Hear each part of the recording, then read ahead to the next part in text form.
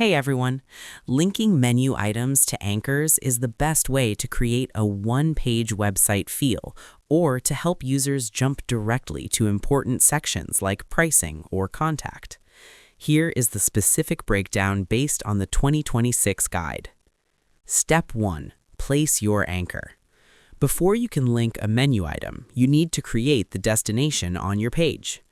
Open your Wix editor and click the Add Elements plus icon on the left.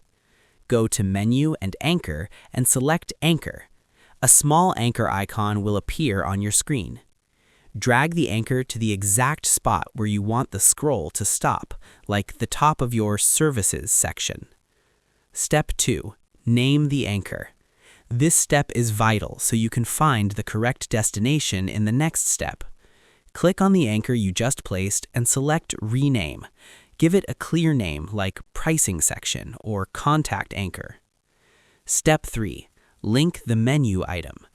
Now you need to tell your site navigation to jump to that anchor when clicked. Click on your site's navigation menu in the header and select Manage Menu. Click Add Menu Item, then choose the anchor icon from the link options.